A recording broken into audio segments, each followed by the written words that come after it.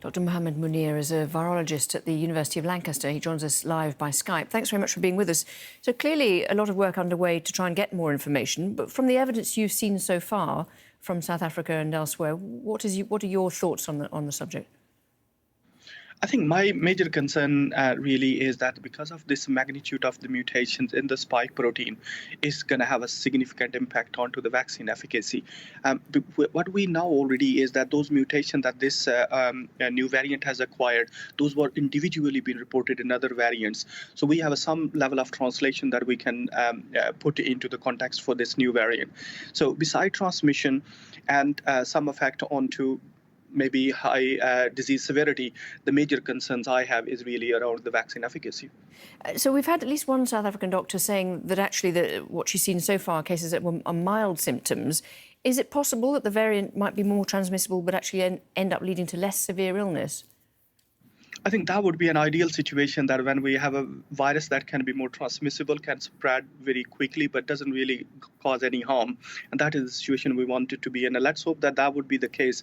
But that doesn't seem to be the situation at the moment, because most of the cases that we are having at the moment are in a very urbanized provinces within the South Africa, for example, Pretoria and in Johannesburg. So the situation that you will see in urbanized population, where there is a bit more condensed environment, cannot be translated into other countries. And more importantly, there is a other burden of diseases like TB and HIV is very common in South Africa. So perspective of the disease severity that we will see over there might not be really translatable into other countries.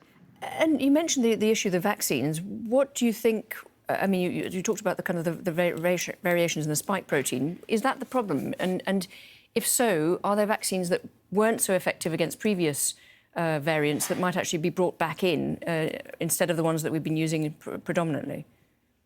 Well, very important question, actually, because most of the vaccines that currently are being deployed, for example, Pfizer, Moderna, AstraZeneca, Johnson & Johnson, they are purely based on the spike protein itself. So they only contain the spike protein. But then we have other vaccines, for example, Novavax and some of the killed vaccines like Sinopharm, Sinovac, they take the whole virus particles. So which means that it would contain spike protein, but it also contain other genes of the virus as well. So if there would be any escape of the immunity from these mixed vaccines, then it would be probably more compensated with this new variant and new mutations. So certainly that aspect need to be visited. But at the same time, most of the vaccines that are currently being deployed, we have learned so much down the line, from production, manufacturing to scaling up. I think we are certainly in a much better condition to handle a new variant than we were around a year before. Now tell us about the criticism. South Africa is very critical of the decision to have the travel bans. I mean, is it, do you think, an unfair response? And is it something that will actually make a difference? Well, I think that is also very important, because it's pretty controversial, really, how we look into. But in a disease management perspective, when these kind of variants come into a country or into a continent, very difficult to manage them. Take an example of Delta. When it emerged into Europe, for instance, it took the whole Europe by storm. So it's very difficult to control these viruses or new variant when they come into the country or into the continent. The only way we can minimize their impact is really to reduce the spread of the transmission, so that we will buy time to really study them, whether there is a genuine concerns about the transmission, disease severity, or the vaccine efficacy. So, but certainly on the other hand, it reflects negative onto the country's economy, and they've been very transparent, very honest in sharing the information. And I must say that the whole world must thank them, because if they wouldn't let us know in timely, we would not be discussing this one, and we would not have that information that we will be otherwise having it. Dr. Mohammed Munir, thank you very much indeed for your time. Thank you. Thanks for having me.